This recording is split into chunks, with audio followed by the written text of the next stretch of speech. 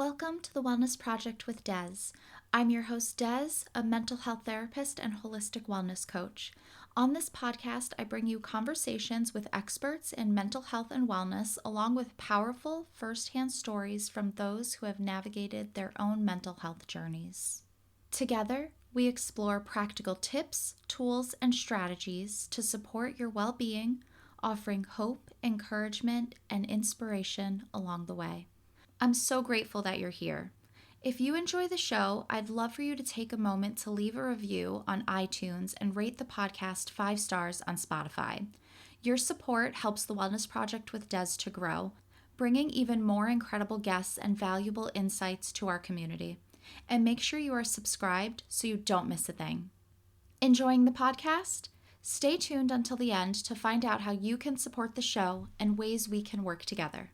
Now let's dive in.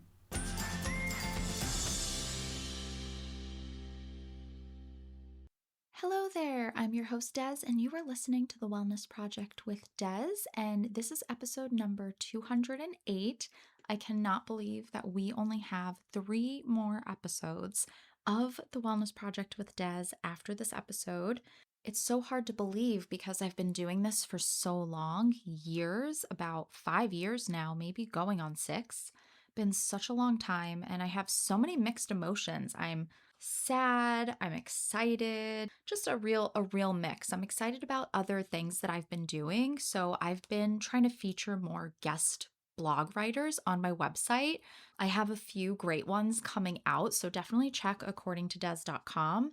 One coming out soon is someone talking about her experience with equine therapy and wanting to pursue that as her career. Because I really love interviewing people about their stories, hearing their stories, sharing them with you, I've been doing that in kind of a different capacity. I've done it in the past. I've done written interviews on my website, but I've been doing that more lately. So I have about 3 or 4 coming out in the next few. I'm probably going to post them every other week or so.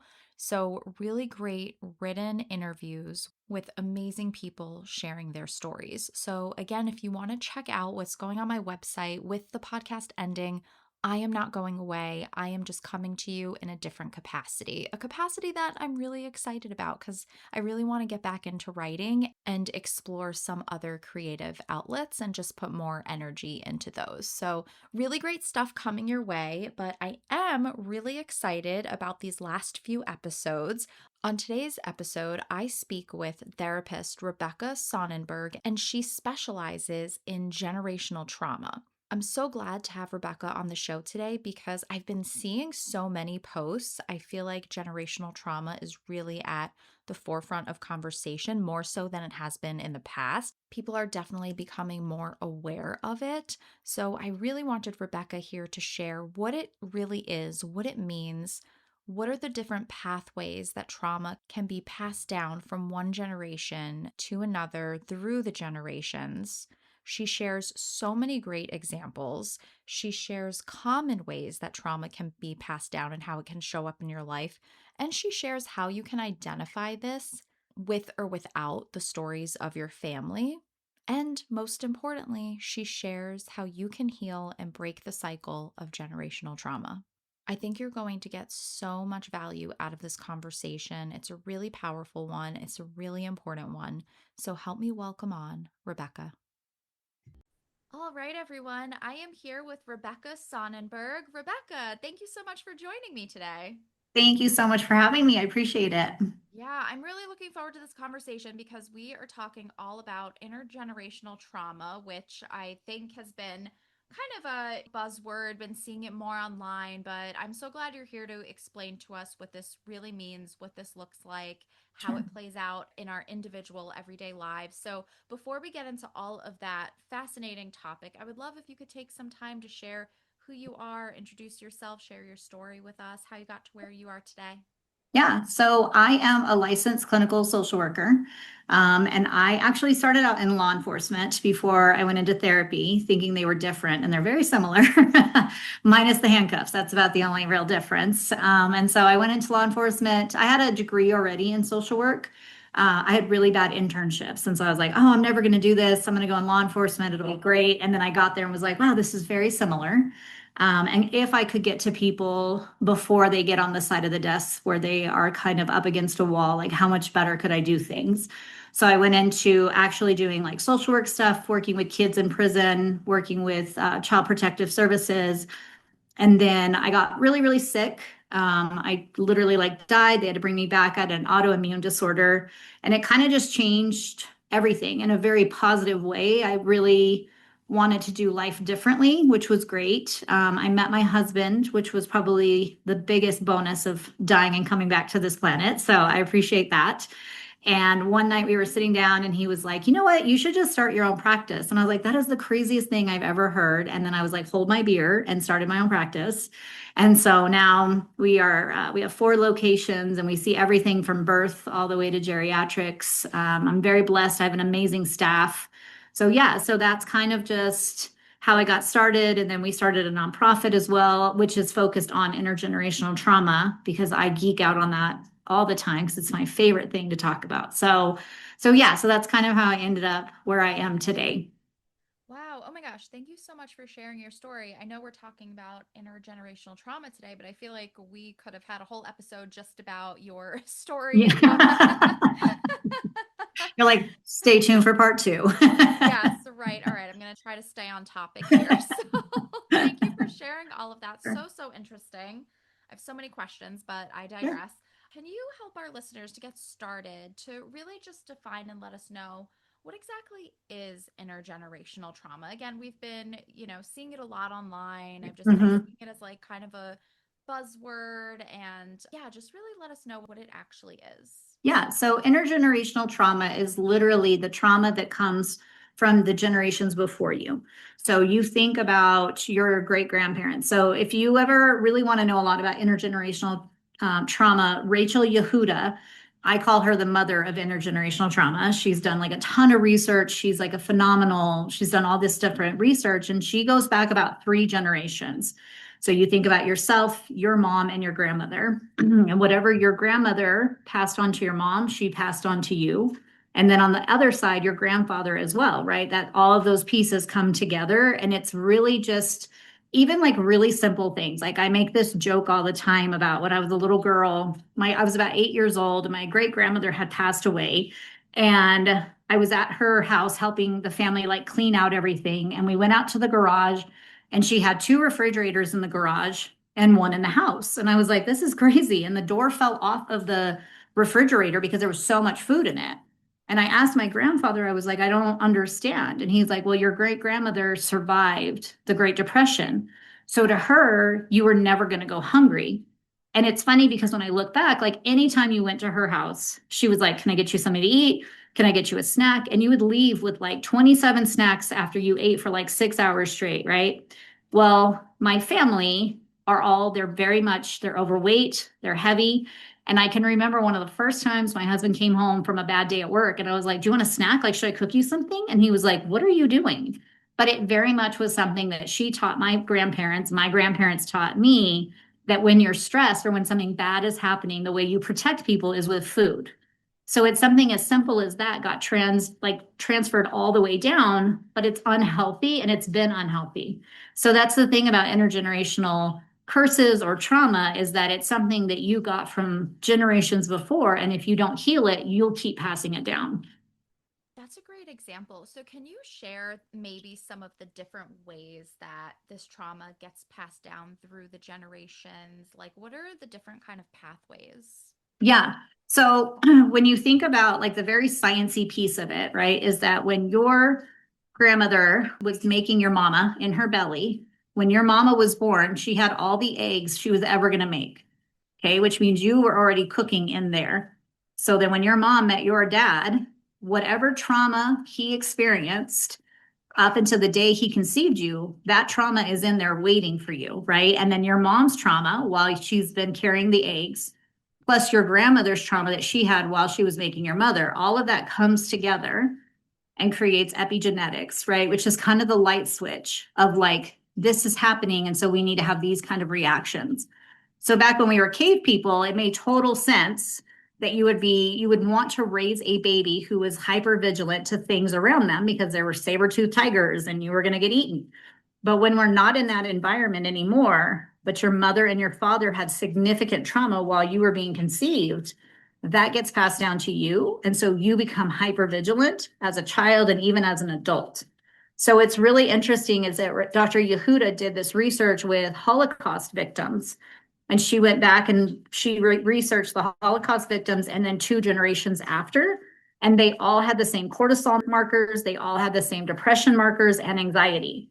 So clearly, even though those 2 generations below never were in the Holocaust, they still picked up those same trauma markers, those same genetic carriers. So that's how that kind of stuff can get passed down. And then if you don't learn how to heal that, then when you make your babies, that continues and so on and so forth. Okay, very interesting. I'll have to look at some of her research. Yeah, she's amazing. Yeah, I don't think I've heard of her before. It sounds like a lot of biological factors here, like you said, the epigenetics. So, what role do family stories or the absence of stories play, like in transmitting trauma from Yeah. generation to generation? I think it's a big deal. And I think that's kind of like the biggest piece of healing generational trauma is the stories, right? If no one had told me that my great grandmother survived the Great Depression, I wouldn't understand why food plays such a big part in our family's lives, right? So it definitely makes a huge difference in the fact that when you share your story, that's also how you start to heal it. So that's how it stops continuing on and on and on because then you can look at it and say, just because that happened to somebody I love doesn't mean I have to keep doing that. Doesn't mean I can't heal that and then stop that for the next 10 generations to come after me. So I think when we don't share our stories, which you think about something like the Holocaust, right? The vast majority of those people never talked about the story, right? They very rarely shared with anybody what happened, or especially the really big traumatic pieces of it. But things came from that. And if you're not sharing it, that means you're holding on to a lot of shame. And shame can be also something you deliver down generation after generation. So I think the biggest piece is telling the story and looking at it and shaping that into a way of healing. And how do you share that story? It's like, this is what we went through. Here's how we survived it. And here's how we heal that so we don't keep doing that. So, I have a question about that. So, what role does understanding family history play in healing? Because some family members don't want to talk about the history. So, say that you're seeing these different patterns, you're seeing these different dynamics in your family unit, and you don't quite understand the connection. How can somebody go about healing? How important is it to know your family history when some people have no idea and some people don't have any connection with their biological families? Yeah, and that's kind of one of the questions a lot of people have asked, like, what about people who are adopted, people who don't have any connection to generation after generation? And I always say, if you can, if you can DNA test yourself, if you can, ancestry tree yourself to death and kind of figure out which way you went, which way your branches go, I think that's helpful. I think, however, sometimes it's kind of like forgiveness, right? Like sometimes we have to have the apology from someone that we're never really going to get, and we create it for ourselves so we can heal that piece. So if you can sit down and say, like, I don't know exactly why this happens, but it does, and I don't want to do this anymore. So I'm going to allow healing. I'm going to allow forgiveness in whatever generations past may have experienced what I know is going on now, so that I don't have to keep carrying it. Even if I don't know the full story, I can know how it affects me. And from that, I can give myself maybe that apology, maybe that story, maybe that forgiveness that was never going to be given to me otherwise, and sit with that and allow that to be your space to move on past what you may never know 100% happened or didn't happen. I think that's really helpful for people to know. I hope that it gives our listeners some hope because it can sound a little maybe discouraging or hopeless when you don't know your family history and Right, you want to move forward and heal. So I think right. that's really hopeful. And we're going to get into healing for sure. But before we get there, from your clinical experience, are there any sort of common ways that intergenerational trauma, we talked about the emotional eating and with the depression and things like that. Are there any other ways that are common that this shows up in your clients' lives? Yeah, it's interesting. You'll see a lot of anxiety. Obviously, that one's probably for whatever reason. I think it's probably because that's also the easiest one to track. There's definitely a history of substance abuse that you will see passed from generation to generation, at least in one, even if it's like one sibling out of like five, you'll still see it in some. I think one of the other things that you'll start to see too, and this is like some other research that's been done, is that they talk about even things like people hoarding, like people holding on to things they don't need to hold on to. I've even seen that in some clients where, they're like, I don't know why, but I just like need to hold on to everything and I need to keep everything. And then you find out, well, it's because like 5 generations ago, everything was taken from your family. But I would definitely say anxiety is probably the biggest one that I've seen. And then substance abuse is probably the second one. Those are probably the two biggest ones that I've ever seen just continue to show up and show up and show up. And I think sometimes too, you think about an anxious parent while they're pregnant, that anxiety has to go somewhere. So then you produce an anxious child. And if you can look back and say, because a lot of times we'll ask, like, talk to me about your pregnancy. What was it like? Did you want to have the baby? While you were pregnant, how supportive was your spouse? Because this is the thing too, is that people don't recognize is that for men, the men's DNA and all of their genetics is in the placenta. So if you are with a partner who is not also trying to be healthy, has not quit smoking, has not quit drinking, the placenta, which is now in your body as a female, is fighting against something that is foreign to it. Already it's fighting because it's like, this isn't mine. I don't know what this is, but it's also what's giving life to your child, right? And if the mass majority of that came from somebody who's also not trying to be healthy, those two components add a lot to what that pregnancy is going to show up like and what the baby will show up like. I think this is really good for people to know to give them an idea of what to look out for in their own lives. And Mhm. really, how can somebody reflect on their own life, their own traits, their own maybe characteristics, and how would they know if it is intergenerational trauma or just inherent trait? I think it's always interesting to like have people kind of sit and like notice the things that trigger you, right? Trigger you and your partner, trigger you with your child. Because I always joke and tell people, like, you can do a ton of therapy and then you have kids. And it's like, well, you might as well start all over because there's all these things you thought you healed. And then you have children and you're like, oh, it's all back and it's back times 10. And same thing with people who get married, right? They're like, oh, I'm so great. And then they're like, oh my gosh, I'm going to like fight the fight. So I think it definitely is one of those things where it's like, if you can sit down and look at the things that irritate you or trigger you with your partner, with your kids, even with other people, and you can kind of look and say, like, what is it about that? Like, what is it about that that bothers me? Is that coming from me? Is it that I think that's something they shouldn't be doing? Or does it go deeper? And then sitting down with like a family member and just asking, like, hey, when somebody does this, I feel really sensitive to that and that bothers me. Has that ever come up for you? And if your mom is like, oh my God, that exact same thing happens to me, you're already kind of tracing a lineage of like where that may be more rooted rather than just in you, or finding out maybe it is just you, which is fine too. We all have our own things, but I think it just gives you an opportunity to sit down and start to put together where that might be coming from and where those pieces might lie. When we're talking about inherited trauma, intergenerational trauma, what does healing really look like? And do you think, in your clinical experience, that it's really possible to fully, quote unquote, break the cycle? Yeah, no, I definitely do. I think anytime you can sit down and look at what's not working, whether it comes from 3 generations before or whether it's just with you. If you can look and say, this is truly not something a healed individual would do. This isn't coming from kindness. This isn't coming from a place of, I have worked on this and this doesn't bother me anymore. I think the minute you can do that, the minute you can have some self awareness of like, when I yell, it causes this reaction in somebody I love. Where did I learn that? Why should I stop doing that? And when that stops happening, that starts to heal for everybody around you. And then your kids who are watching you and learning everything that they learn about who to be as an adult, they learn like, oh, we don't have to yell. We can just talk to each other and everything will be okay. And then they don't do that to their kids, and their kids don't do that to theirs. And in that moment, that piece is now healed. That piece doesn't exist in your family anymore. Same thing with like, we talk sometimes about money and how intergenerational money issues come up, right? Oh, So money's a great again, example. yeah. Yeah. So it's like if your parents were, immigrants and they came here and they had nothing and they worked really hard and they held on to every dollar they ever held on to, but they didn't teach you how to make money work for you. You may only learn how to do the bare minimum to keep the bare minimum. You never learn how to expand that. You never learn what money means to you why it might feel scary to you, why it might feel like you don't deserve it. And so even when you do get it, you don't know what to do with it, or you end up putting it somewhere in a bad place or spending it in a bad way, right?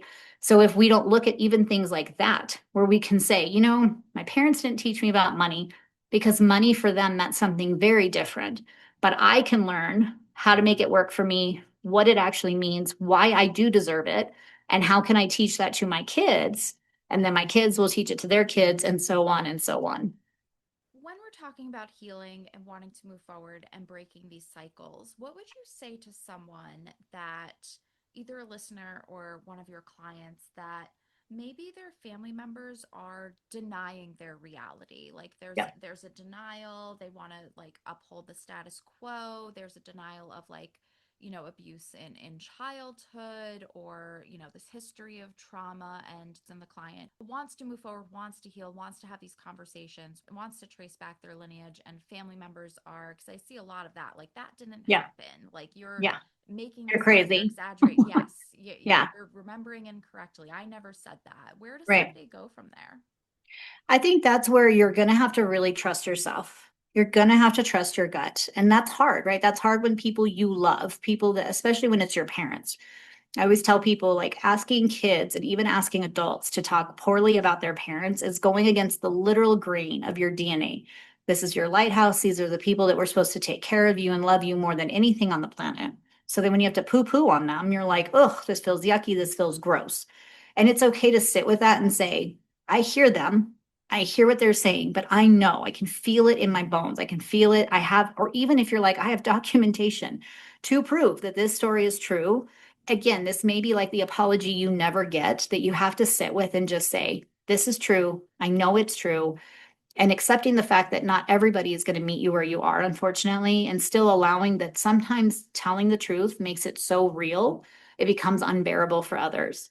So it's okay to say, if my great grandmother was in the Holocaust, to know that that kind of horrific event happened to her and have to say out loud that that is so true and so close to her heart and who she was, she can't function day to day knowing that that kind of world existed, so I don't have to have her tell me it. I know it happened. I know I can sit with it, and it's okay for me to acknowledge it and what I need to do with it going forward, no matter who else has a say in that story. It's important to realize too, just given this example and this question and your response going against the family grain, I think it's really important for people to understand that healing and moving forward in your life and reconciling with your family history, it doesn't feel good, it's not No, always great, right? Like right, healing isn't always like rainbows and butterflies, like it's right. hard, and there's hard conversations, Yeah, really difficult things come up, especially talking about intergenerational trauma, things with families. So just knowing that yeah, it's not easy, right. it's not Yeah. just a positive thing, it can be Yeah, really it's not. hard. And we don't have enough conversations about how much healing sucks in the beginning. Like it's Yes. very lonely. It's very difficult. It doesn't feel good. It's like starting a workout for the first time. And after you get home, you're like, well, I can't even lift my hairbrush to brush my hair. I hate everything and everyone that's loud. And it's okay, right? Eventually it does get better. It does get sunshine and rainbows, but man, you got a whole bunch of rain and clouds and sometimes tornadoes even before you get to that. And not having that conversation with people that it's okay to really hate that healing process until it's all the way done and then recognizing like, man, all that work I did was so worth it. And now it feels good. But dang, that was really yucky in the beginning. Yeah, it's rough. And especially Yeah. talking about this topic, intergenerational trauma, it's gonna, ruffle some feathers. It's gonna Yeah. open Pandora's box within the family. And you can't really Yeah. close that box. Once it's open, it's really difficult to. And family members might not have pleasant reactions. Yep, exactly. And understanding too that those reactions, even though it feels personal, are probably not personal at all. It probably doesn't have anything to do necessarily with you. It's not that you're trying to be unkind or cruel. You're trying to heal yourself and figure out how to heal generations after you. And sometimes that's going to make other people in your life uncomfortable. It's okay for them to feel that way. And it's okay for you to continue to do what you're doing to heal yourself. They don't have to coexist, but they can both exist in the same world. And so, thinking about this, somebody that is maybe either listening to this conversation or has been seeing things, on social media about intergenerational trauma, has an idea of their family history, they want to heal. they Mhm. don't know where to start, feels overwhelming, feels like it is opening that box, right? Where do you recommend somebody start or how they can prepare? Yeah, I would say find what fits you. Sometimes talk therapy is really great. Sometimes yoga is really great. I think trying to just westernize it and say, we're going to sit in a room, we're going to talk this to death, and everything's going to be great doesn't work for everybody, right? Sometimes Native American talk circles are literally the most healing situation you can be in. Sometimes it's yoga because it's trapped in your body. So I think really finding what works for you, even if it's a combination, right? And sitting with the fact that you need somebody specifically, though if you're going to do any type of talk therapy, you want somebody who is trauma educated, not just trauma informed. Everybody's trauma informed if we really think about it, but being trauma educated or trauma trained means that somebody knows exactly what trauma is going to show up like, especially in your body. Because a lot of times we don't make the connection with the mind and the body and how much they play a part and how much they can affect each other, especially while we're healing.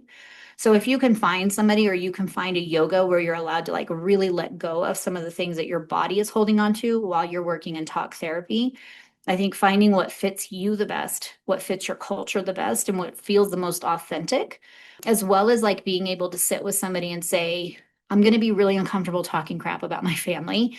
And I need you to sit with me in this and remind me that I'm not the worst family member on the planet and that I'm not completely like breaking, generations of secrets. Because that's the other thing is lots and lots of different cultures, you don't talk about this stuff. You keep it in the family.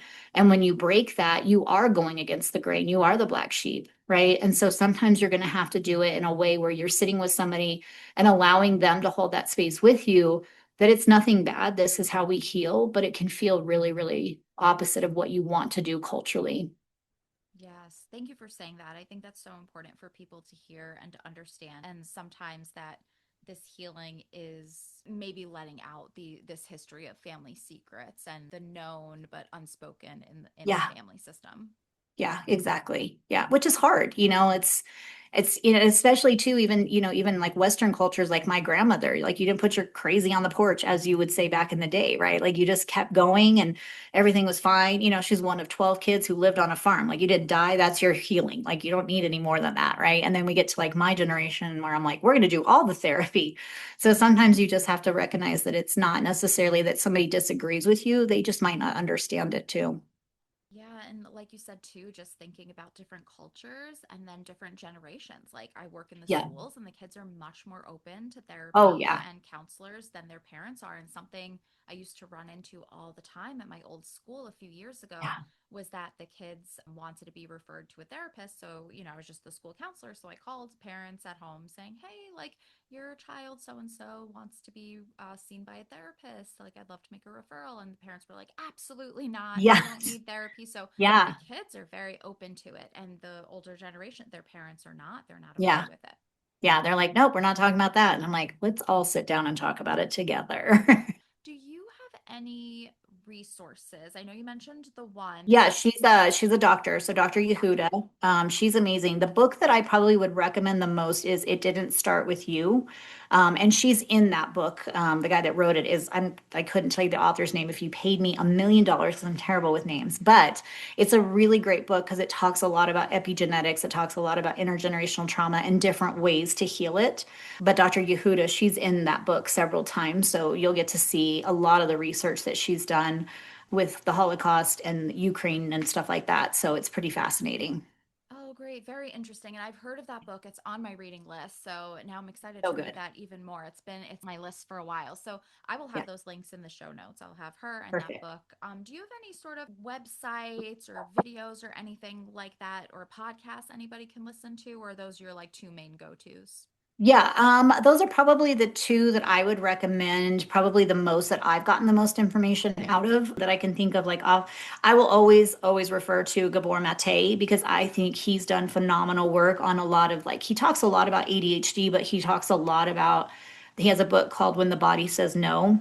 And he talks a ton about how different illnesses get held in the body and then it causes things like MS, autoimmune disorders. And because women typically are more likely to hold our anger inward, we end up with more autoimmunes than men do. So he's another, I mean, I love Gabor Mate, so I will always recommend him and all of his things. But I think he's fascinating too, because he was a medical doctor who started to see the connection between the body and the mind, which a lot of medical doctors, they don't get a lot of training on that. So he's phenomenal, and he talks a lot about that and how that can affect you as well, and looking at how those things can trickle down as well into your family and into your children. Oh, great. And a book I recommend, I don't know if you've read it, but I always recommend this book. I haven't read it in a while, but when I read it, it was amazing. The Deepest Well. Yeah, I Okay, I'll always have to check that recommend one. that. I hope you like it. It's definitely check it out. It talks about, I believe she was a doctor and she was seeing a lot of her patients, like all had these, even small children were having these medical issues and asthma. And she started looking at trauma and intergenerational She trauma. did a And TED Talk, didn't she? yes, Yes. yes, she had a Okay. TED Okay. I Talk. know exactly who you're talking about, but I haven't read her book, so I will read her book because I know exactly who you're talking about. Yes, great TED Talk, great book. So I'll link those in the show notes as Okay. well. But I always recommend that. Very, very interesting. Just as you're talking about that, just this trauma, it doesn't only impact us emotionally, it impacts us physically, Right. it impacts our physical health. Yeah, more than you would even imagine. And if you read Bessel van der Kolk's The Body Keeps the Score, that's another really good one that when you realize you're like, oh, this is why I hurt here, or this is why this feels this way. And, I had gotten yoga certified. And so I created like a yoga therapy for that reason so that you could work on your mind and your body at the same time because they're so connected and there's so much that just hangs on to both. And when your mind is trying really hard to be kind and forget things for you, your body's like, I don't do that. So I'm going to hold on to everything. And then everything hurts or everything is still, you still get sick all the time. So that's another really interesting one too. Right. And I love that you mentioned that, just as you said before, that, for somebody to find what works for them, we Mhm. hold a lot of this trauma, this intergenerational trauma in our bodies. So releasing it physically, I think there's this idea, as you said, that we have to sit down and like talk about all this trauma, but that's not Right. always helpful. And it can actually be re traumatizing. Exactly. Yeah, Yeah. exactly. So And you have to sometimes, add in too, is it like while you're healing, be kind when you're a neurodivergent because your healing will look very different than neurotypical humans. It's like when you ask a ADHD client to sit down and meditate or to be mindful about things, it's like you're asking them to be in a straitjacket. Whereas if you can ask them to walk and talk or walk and do EMDR at the same time, that's a lot more healing because you're just tapping into like what your brain can do differently than neurotypical brains can. So it's like just going in with kindness, really. exactly, everybody's different. And then considering generation, considering Yeah. culture, considering history, there's a lot to consider. So really Yeah. looking at, who you are and what works for you. And sometimes we don't know, and that looks like experimenting and trying different things. Yeah, exactly. Yeah. Well, we talked about a whole lot, but is there anything that you wish, again, that I feel like intergenerational trauma is coming more to the forefront of the conversation in our society? Mhm. Is there anything that you feel like is important that's being missed in the conversation, or that you wish people understood more about intergenerational trauma? I think it's just recognizing that even though we talk about it a lot and we hear about it a lot, what people don't really know about it and how far it goes into the DNA and the genetics. Because I'll hear a lot of people who are like, "Oh, so my trauma changed my DNA," and I'm like, "Whoa, whoa, whoa! That's not at all what this is, right?" And so I think just kind of the science misconception sometimes where people almost panic of like, oh, so what you're telling me is that my trauma has made me a different, and I'm like, whoa, whoa, whoa, that's not it at all. So I think having the conversation of like the sciencey part can be kind of hard to like grip onto in epigenetics. And I try to tell people that epigenetics is like a light switch, right? It turns on when you need to do something and it turns off when you don't need to anymore, like the hypervigilance or being really aware of your surroundings. But if you are a kid living in, the suburbia, you don't need that hypervigilance light on all the time. But if those are the parents you were born into, that light stays on all the time. That light switch is constantly on, which is not healthy because then your cortisol levels are off the chart.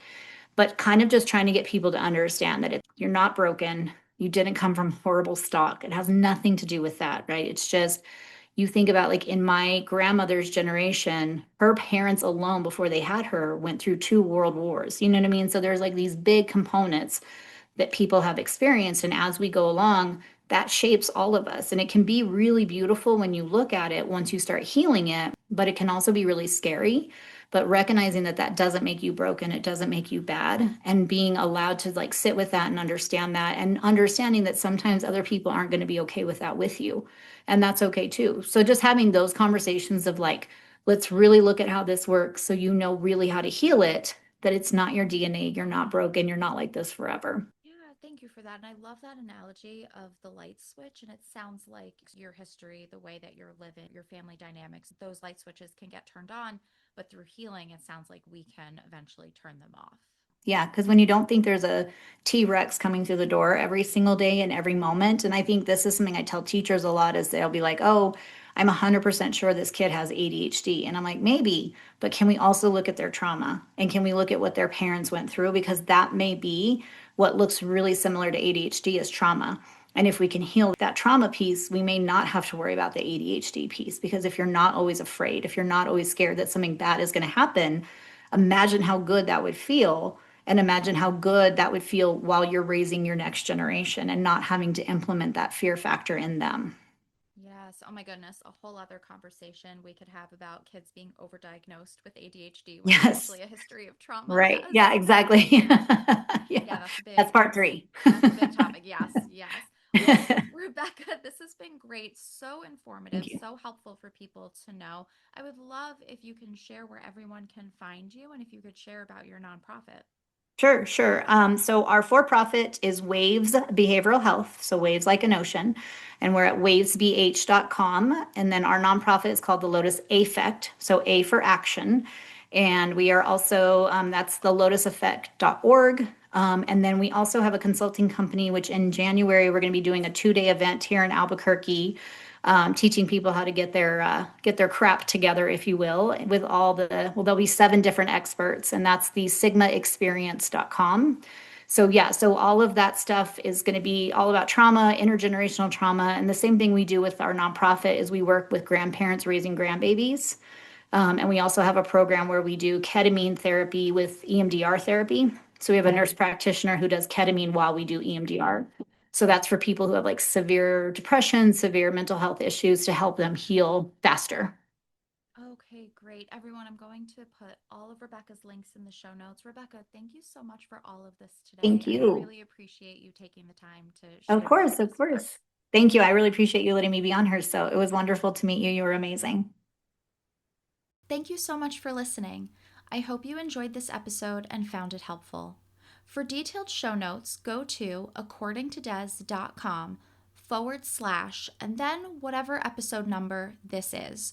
So again, that's accordingtodez.com/episode number. If you'd like to work together, you can schedule a free coaching consult call, or you can join my Mindful Monday support group. Links are in the show notes. You'll also find a curated list of books written by or recommended by my amazing podcast guests on my Amazon storefront, so be sure to check that out. If you loved this episode, share it and tag me on social media. You can find me on Instagram and Facebook at The Wellness Project with Des. I'd love to hear your thoughts, so leave a comment. For more wellness resources, you can visit my website, accordingtodez.com. There you'll find wellness blogs, expert interviews, and a wide variety of digital products like ebooks, audio meditations, and downloadable journals to support your mental health and personal growth. If you gain value from this podcast, consider supporting the show by buying me a coffee at buymeacoffee.com/The Wellness Project with Des. Your support helps the podcast to grow and allows me to continue bringing you incredible guests and valuable content. While you're at it, join my email list to stay in the loop on everything I have available for you. As a thank you, you'll receive a free downloadable coloring book with positive affirmations. I'd also love for you to join my Facebook community where we dive deeper into each episode with discussions, journal prompts, reflections, and mental health and wellness content. It's a supportive space, and I'm there daily. Come say hi. The link is in the show notes. And don't forget to check out my Redbubble shop. The Wellness Project by Des, my collection of mental health and wellness products, is designed to uplift and inspire. From fun and uplifting apparel to motivational notebooks and bags, you can browse the collection at my Redbubble shop, and be sure to favorite my store because I'm always adding new designs. And if you have a custom idea, feel free to message me. I'd love to create something special for you. Thank you so much for being here. I'll be back soon with another episode, and until then, I hope you have a calm and peaceful week.